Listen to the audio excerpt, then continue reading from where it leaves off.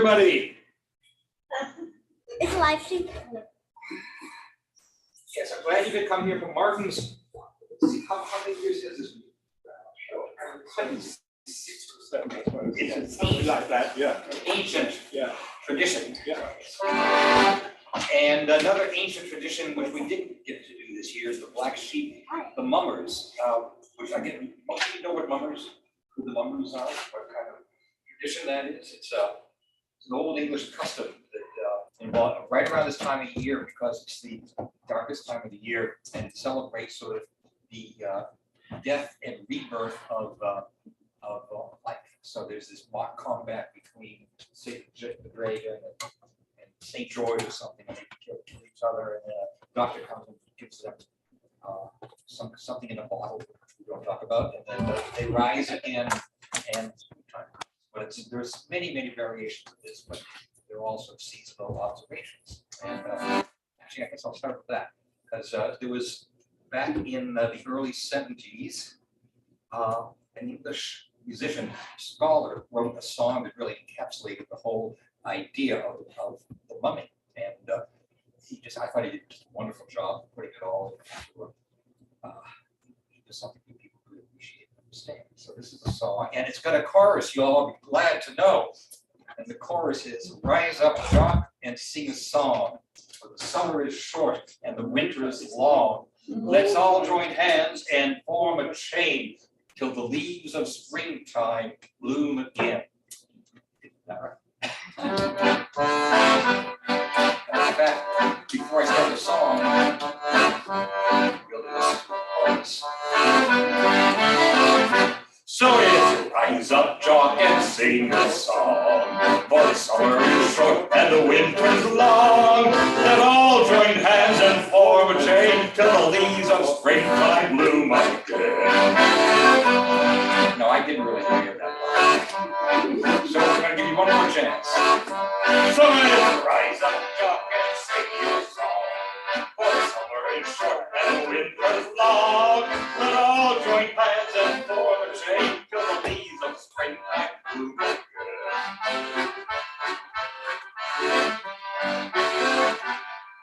As I go out one more to take the pleasant air, the birds sing in the meadow and the weather was fair.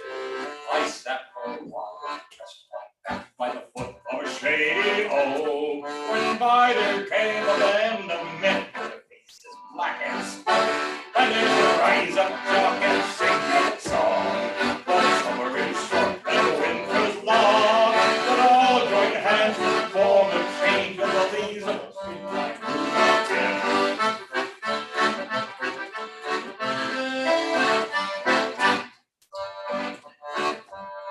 Now the first soldier, with his rifle in his hand, he had just returned from fighting wars in many a distant land. His regiment sleeping by the foot of a foreign hill, and he's returned to old England to kill or to be killed. So it's rise up, Jock, and sing your song, for the summer is short and the winter's long. Let all join hands and form a chain till the leaves of springtime bloom again.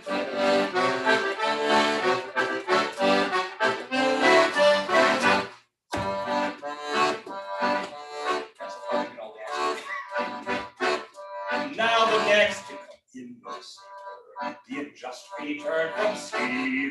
He had sailed away for 7 long years before he was set free. It anchored by the shore, and he's come back to old England to fight one battle more. And rise up, Jock, and sing your song, for the summer is short and the winter's long. Let all join hands and form a chain till the leaves of springtime bloom again.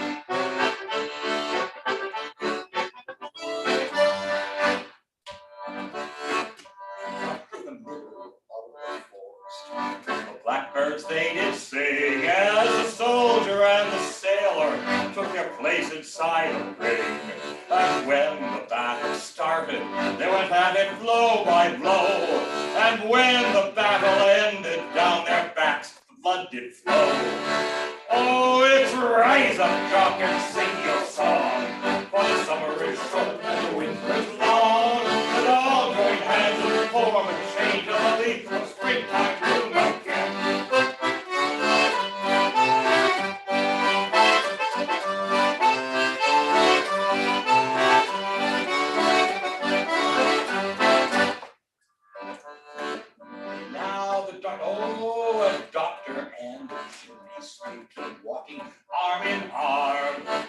when they saw the bodies there, they showed no alarm. For the doctor had been traveling through Italy, France, and Spain, and he had in his bag a tiny flask to ease any ache and pain. Ah, it's rise up, Jock, and sing your song. For the summer is short and the winter's long. Let all join hands and form a chain till the leaves of springtime grow again. Now he gave a drink to the soldier Who was lying on the ground, and he jumped up and sang a song and passed the bottle round. And the sailor leapt up from the ground just as sure as he was born. And the soldier, the sailor, the doctor, and the sweep danced into the dawn. So it's rise up, Jock, and sing your song. For the summer is short and the winter's long. Let all join hands and form a chain. Leaves of springtime, one more time. So it's rise up, Jock, and sing your song. For the summer is short and the winter's long. Let's all join hands and form a chain till the leaves of springtime bloom again. Thank you. Oh, true story too. Yeah, true story. This is. Oh, I know. We'll keep the. Let's do the holly. That's good. This is everyone knows the holly and the ivy. This is a slightly different tune. This is an older English version of it. That's similar but a little different. But it's look at the same chorus. You'll be pleased to know you can sing along with this one too. And the chorus is the rising of, oh, the rising of the sun, the running of the deer, the playing of the merry organs, the singing all in the choir. Now the holly and the ivy, when they are both full grown, of all the trees that grow in the wood, the holly bears the crown. The rising of the sun, the running of the deer, oh, the playing of the merry organs, the singing all in the choir. The holly bears a blossom as white as the lily flower, and Mary bore sweet Jesus Christ to be our sweet Savior. The rising of the sun, the running of the deer, oh, the playing of the merry organs, the singing of the choir.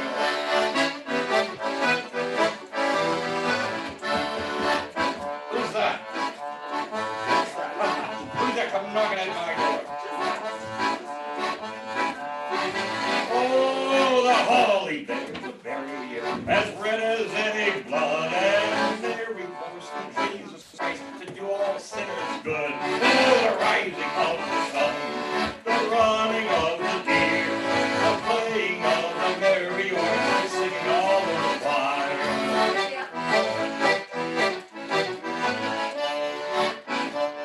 The holly bears a prickle as sharp as any thorn, and Mary bore sweet Jesus Christ on Christmas Day. Oh, the rising of the sun, the running of the deer, the playing of the merry organs, we singing all in the choir.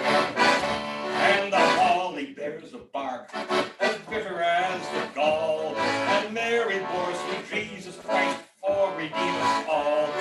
Oh, the rising of the sun, the running of the deer, the playing of the merry organs, we're singing all in the choir. Oh, the rising of the sun, the running of the deer, the playing of the merry organs, we're singing all in the choir. Yeah, thank you very much. Yeah, that's perfect. Okay, and this is a world premiere. Serious. Yeah. This I put a song. I have a YouTube channel. The price goes up. The price goes up. Yeah, 6 times. No. Anyway, I put a song up on YouTube a few days ago about Rudolph stealing my mandolin when I was at a gig in the North Pole. It was slightly fictionalized how it really happened. But then I said, I don't really feel like bringing my mandolin and my guitar here. So as I was, hey there. So I was sitting around today just like an hour before this. Well, what if Rudolph stole an accordion instead? So for the very first time anywhere, this is Rudolph's Accordion Blues. And this is no longer bluegrass, kind of polka now. Old North Pole just ain't the same, there's sadness all around. Since Rudolph stole my accordion and flew right out of town. The polka band had headed north about a goal to play our yearly gig for Santa at the Old Pole. And here's the chorus, I know you want to sing this one. Oh, Rudolph, bring back my accordion. Oh, Rudolph, won't you please come home again? Santa, he can't drive his sleigh if you don't come back to lead the way. See, this is not a funny song, actually. Well, all the elves and reindeer came from far and wide and danced all night by the northern lights with their sweethearts by their side. Our jolly, lively polkas really made the North rock. But when we took our halftime break, we really got a shock. This is the sad part now. We set our instruments down beside the wood stove's cheery fire. When Rudolph saw my accordion, he could not let it be. He swept it up and flew away with his heart's desire. Now he's playing in a polka band every night in Tennessee. Every night in Tennessee. Oh, Rudolph, bring back my accordion. I said, Rudolph, oh, please come home again.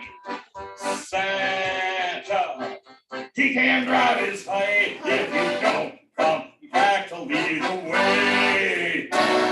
If you don't come back this year, there'll be no joy nor Christmas cheer. So leave that music all alone, and Rudolph, please come home.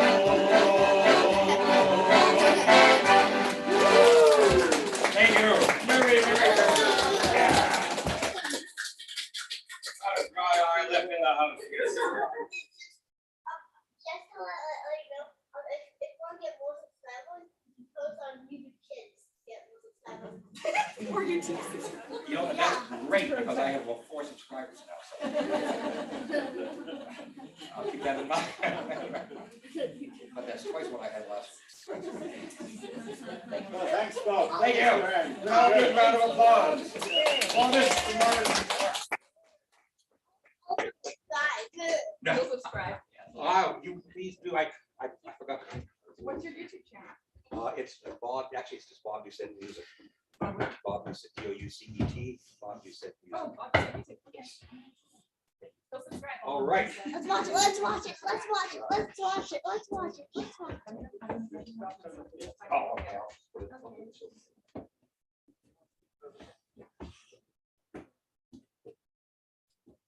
TV. So I'm just going to start reading, but I do want to thank you all for coming out. Come out, and I hope you'll find it worthwhile. And I also want to say that I would like to dedicate this to Pat Stevens' mother, Alice Bernards, who is, I believe, in Okanagan Falls now. And she is an extremely wonderful, skillful storyteller. And we used to have storytellers once a month here, maybe 10, 15, 20 years ago. It was called Telling Tales, and people would come and tell stories. And it was a really good time. And Alice was the absolute leader of that. And she's, I believe, told stories in Cuba and the United States and other parts of the world as well. So if you're down there, Alice, Merry Christmas. So I think I'll just move this over because I think most of you are all this area. And I'll be sitting down. So it'd be nice if most of you can see me. Is that right? Yes, you're probably. Yes, I can see there's a little problem there. Okay, I'll come over a bit more. Is that okay, Kat? Yeah, I'll make it work. Go where you want to go. I want to be. Well, it's maybe also a question of light too. So back a bit. It's making it easier. That will do fine.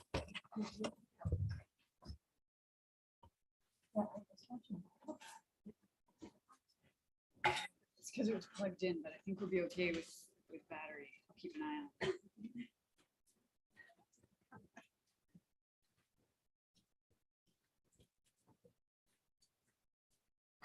Child's Christmas in Wales.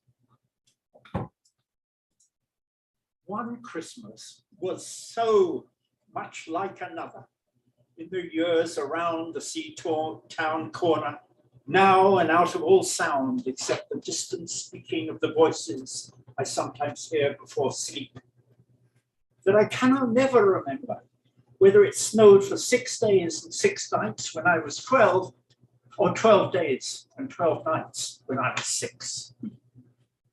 All the Christmases,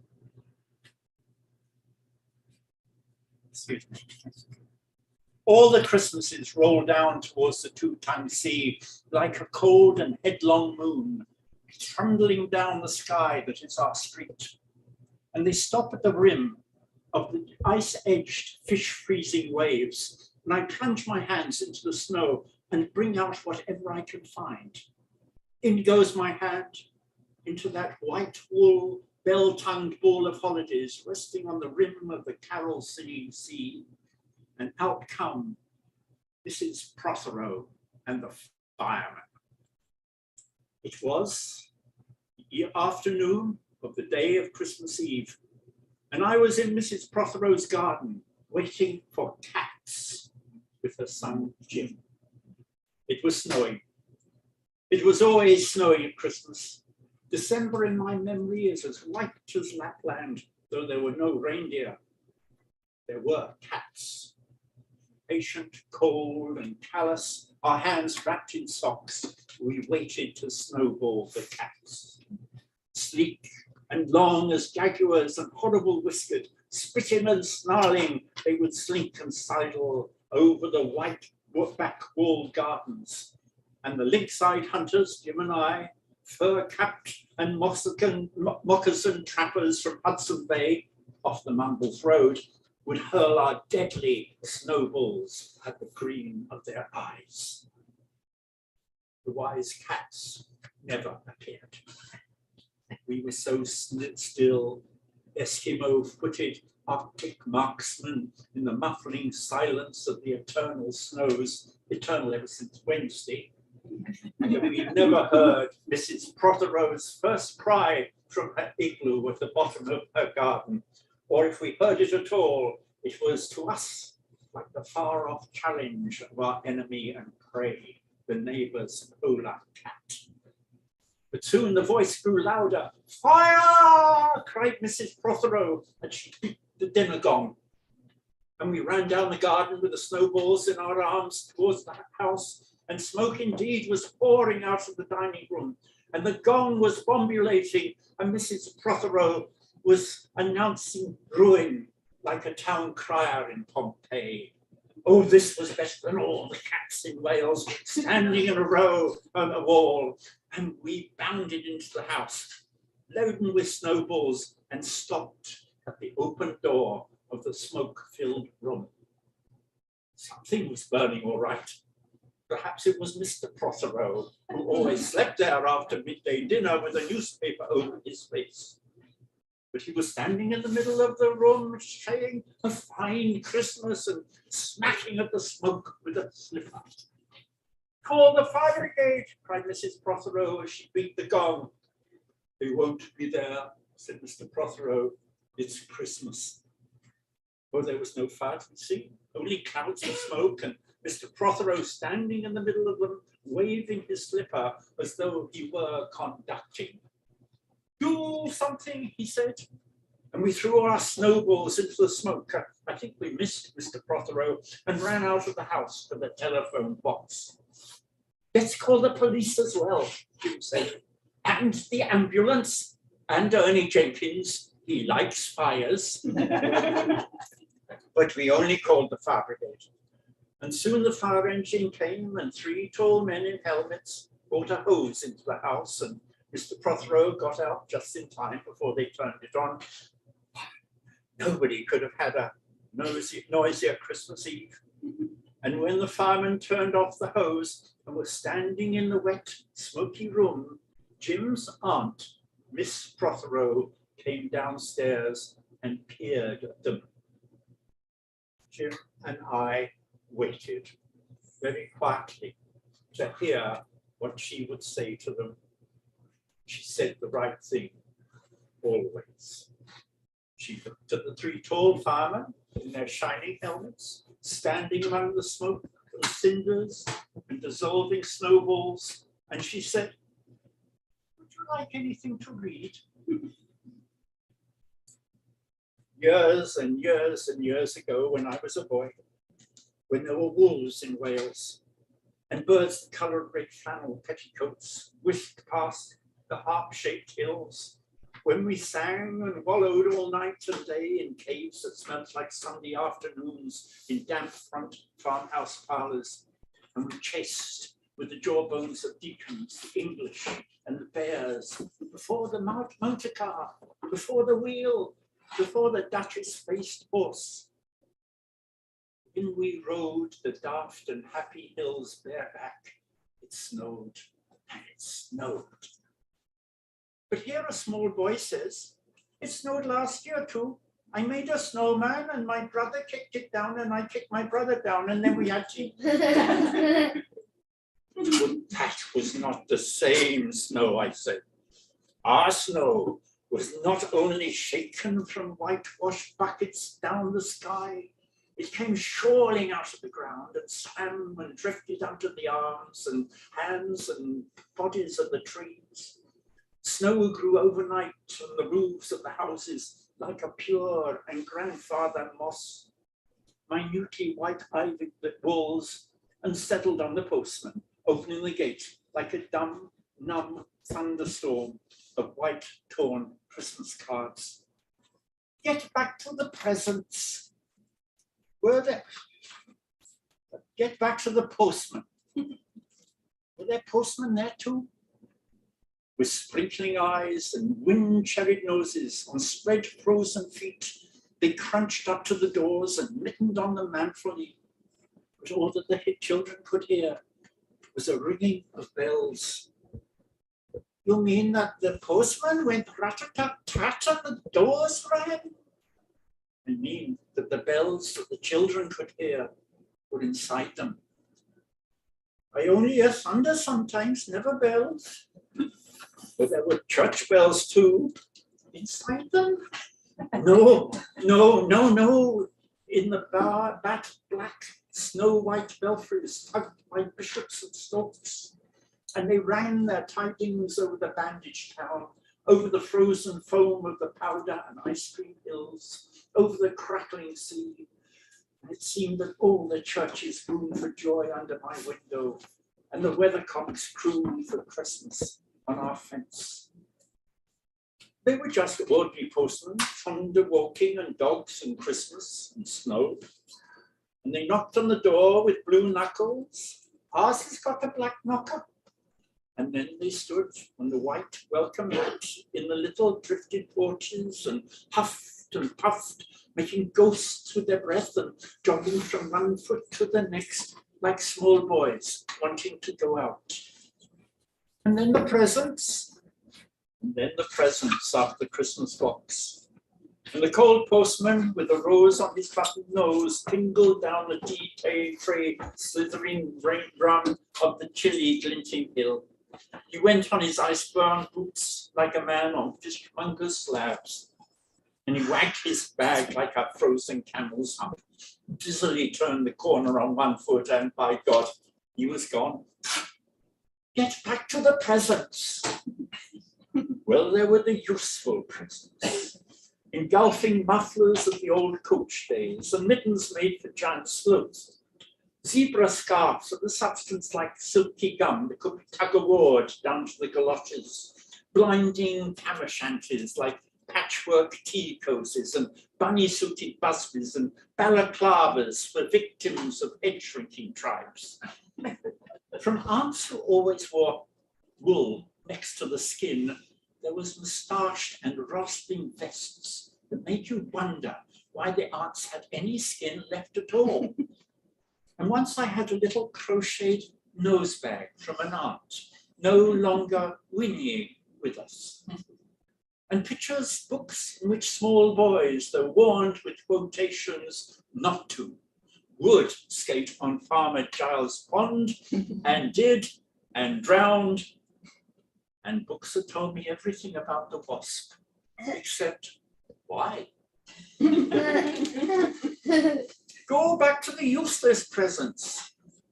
Bags of moist and many-coloured jelly babies and a folded flag and a false nose and a tram conductor's cap and a machine that punched tickets and rang a bell, never the catapult.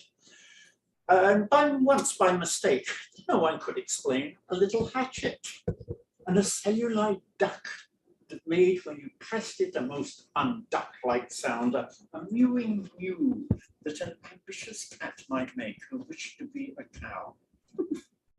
And a painting book in which I could make the grass, the trees, the sea, and the animals any colour I pleased. And still the dazzling sky blue sheep were grazing in the red field under the rainbow-billed and pea-green birds. Hard-boils, toffees, fudge, all sorts, crunches, cracknels, humbugs, glaciers, marziplans, and butter Welsh for the Welsh. And troops of bright soldiers that, if they could not fight, could always run. And snakes and families and happy ladders and easy hobby games for little engineers. Oh, complete with instructions. Easy for Leonardo. Oh, and a whistle to make the dogs bark, to make up the old man next door, to make him beat on the wall with his stick to shake our pictures off the wall. And a packet of cigarettes. You put one in your mouth, and you stood on the corner of the street, and you waited for hours in vain for an old lady to scold you for smoking. And then with a smirk, you ate it. And then there was breakfast under the balloons. Were there uncles in your house? There are always uncles at Christmas, the same uncles. And on Christmas morning, with dog-disturbing whistle and sugar fags, I would scour the squatched town for the news of the little world and find always a dead bird by the white post office or by the deserted swings, perhaps a robin, all but one of its spars out. Men and women waiting or scooping back from chapel with taprose noses and wind bust cheeks, all albinos, huddled their stiff black jarring feathers against the irreligious snow. Yeah. And mistletoe hung from the gas brackets in all the front parlours, that there was sherry and walnuts and bottled beer and crackers by the dessert spoons and cats in their furabouts watched the fires, and the high heaped fire spat, all ready for the chestnuts and the mulling pokers.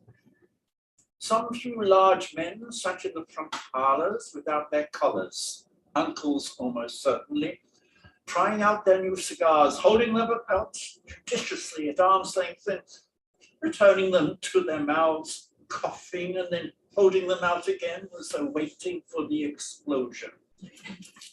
And some very small aunts, not wanted in the kitchen, not wanted anywhere for that matter, on the very edge of their chairs, poised and brittle, afraid to break, like faded cups and saucers. Not many these mornings trod the piling streets. An old man always, thorn-bowlered, yellow-gloved, and at the time of year, with spats of snow, would take his constitutional to the white bowling green and back, as he would take it, wet or fine, on Christmas Day or Doomsday. And sometimes two hale young men with big pipes blazing, no overcoats, and wind-blown scarves would trudge unspeaking down to the forlorn sea to work up an appetite, to blow away the fumes, who knows what, to walk into the waves until nothing of them was left but the two curling smoke clouds of their inextinguishable rise. I'd be slapdash home.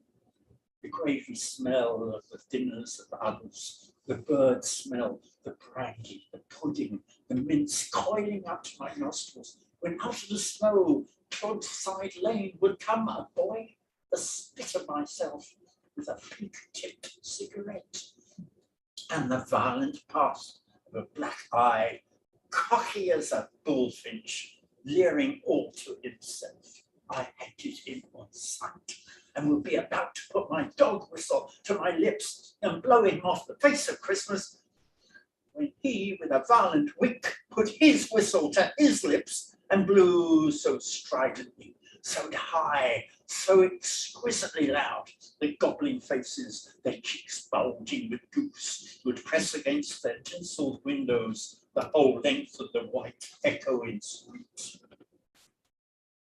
For dinner, we had turkey and blazing pudding, and after dinner, the uncles sat in front of the fire, loosened all buttons, put large moist hands over their watch chains, groaned a little, and slept. Mothers and aunts and sisters scuttled to and fro, bearing tureens. Auntie Bessie, who had already been frightened twice by a clockwork mouse, whimpered at the sideboard and had some elderberry wine. The dog was sick. Aunt Dossie had to have 3 aspirins, but Aunt Hannah, who liked port, stood in the middle of the snow-bound backyard singing like a big bosomed thrush. I would blow up balloons to see how big they would blow up to, and when they burst, which they all did, the uncles jumped and rumbled. And in the rich and heavy afternoon, uncles breathing like dolphins, and the snow descending, I would sit among festoons and Chinese lanterns and nibble dates, and try to make a model man of war, following the instructions for little engineers, and produce what might be mistaken for a sea-going tram car. Or I would go out, my bright new boots squeaking into the white world, onto the seaward hill, to call on Jim and Dan and Jack, and to pad through the still streets, leaving huge deep footprints, hidden pavements. I bet people will think there's been hippos. Well, what would you do if you saw an hippo coming down the street then? I'd go like this, bang, I'd throw him over the railings, and I'd roll him down the hill, and then I'd tickle him under the knee, and then he'd wag his tail. What would you do if you saw 2 hippos? And flanked and bellowing he hippos, clanked and battered through the scudding snow towards us as we passed Mr. Daniel's house. Let's suppose Mr. Daniel a snowball through his letterbox. Let's write things in the snow. Let's write, Mr. Daniel looks like a spaniel all over his lawn. Or we would walk on the white shore. Can the fishes see it snowing? The silent, unclouded heavens drifted onto the sea. But we were now slow, snow-blind travelers, lost on the North Hills, and vast dewlap dogs with flasks around their necks ambled and shambled up to us, baying Excelsior.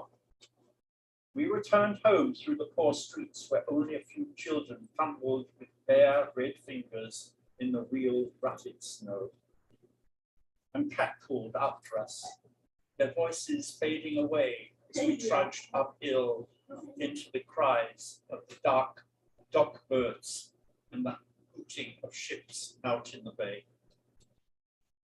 And then at tea, the recovered uncles would be jolly, and the ice cake loomed in the center of the table like a marble grave, and Aunt Hannah laced her tea with rum, because it was only once a year. Bring out the tall tales now that we told by the fire, as the gaslight bubbled like a dagger. Ghosts moved like owls in the long nights, when I dared not look over my shoulders. The animals lurked in the cubbyhole under the stairs, and the gas meter ticked. And I remember once that we went singing carols, when there wasn't a shaving of a moon to light the flying streets. At the end of a long road, there was a drive that led to a large house, and we stumbled up the darkness of the drive that night, each one of us afraid, each one of us holding a stone in his hand in case, and all of us too brave to say a word.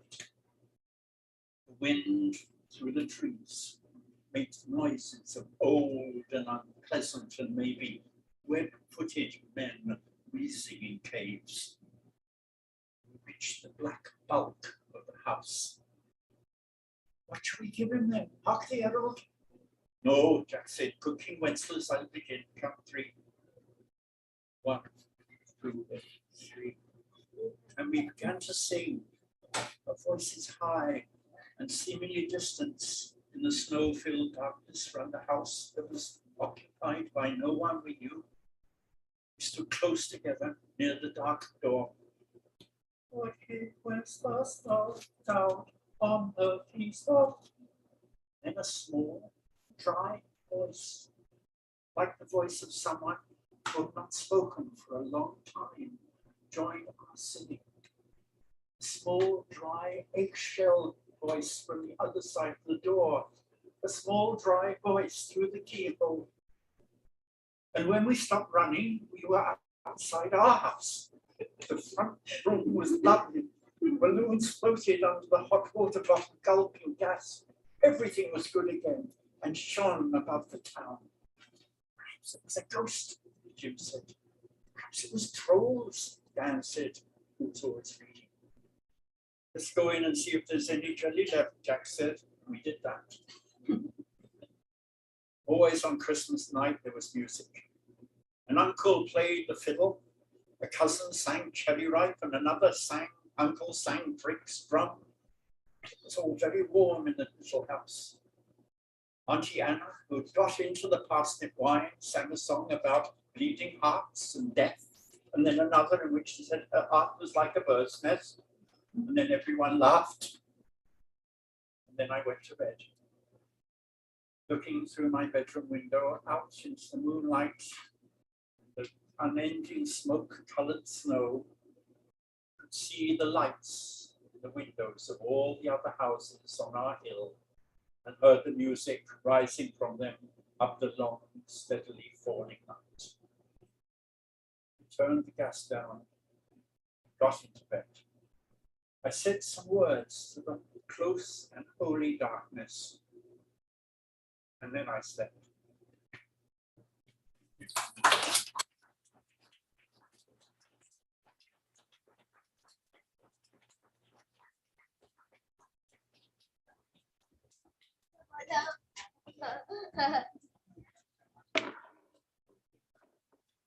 Awesome.